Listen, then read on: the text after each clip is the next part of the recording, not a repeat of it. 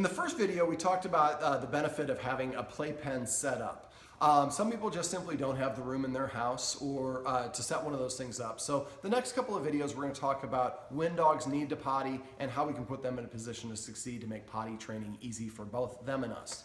So the first thing I talked about a little bit in the other video, a dog can generally, when it's a puppy, hold its bladder for 1 hour per every month that they've been, that they're alive.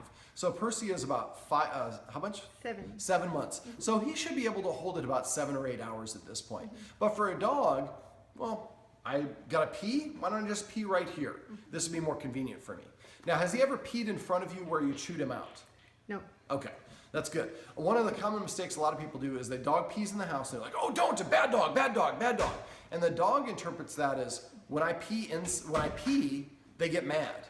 What we mean to say to them is when you pee inside, we get mad, but dogs don't see it that way. And if you make a big deal out of it and punish your dog for having an accident in front of you, what you're teaching your dog is the human gets mad when you pee. So don't tell the human when you have to pee. It will make potty training much more difficult.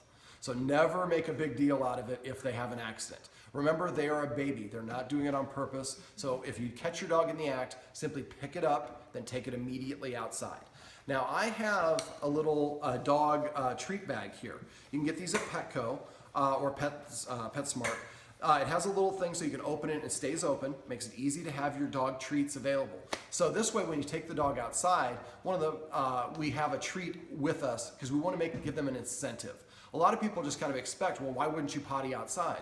Well, for dogs, they don't see the difference between inside and outside, so we have to give them an incentive to do it outside. So first thing we need to make sure we do is we give the dog a word. Now, a lot of people, the word we're using here is potty. But when I asked the guardians how they introduced it, she said, well, we first used a bell, and we hung the bell, and we hit the bell with the dog's foot when we went outside, and we said, let's go outside and make a potty.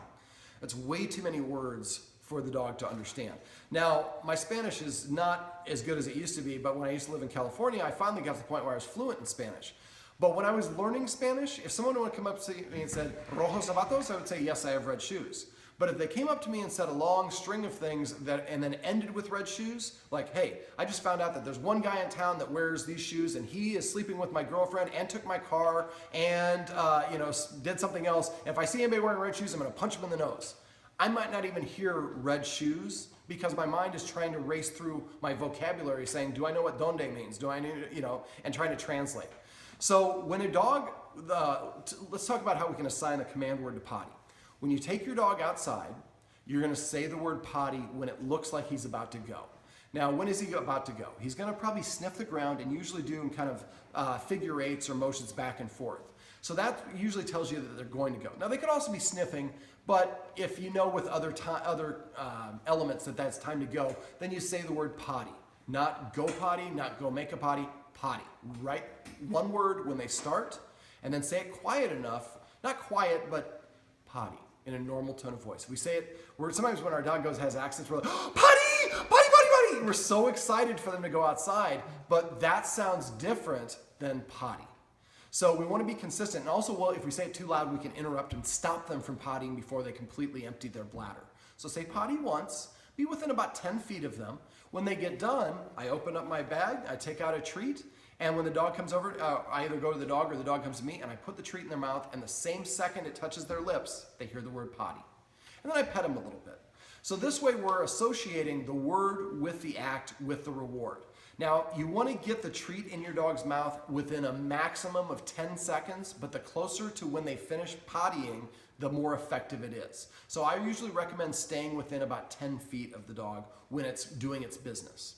So we say the word potty when they start, and then when they finish, and we give them a little scratch. Now, when are dogs most apt to go and potty? We're going to talk about that in the next video.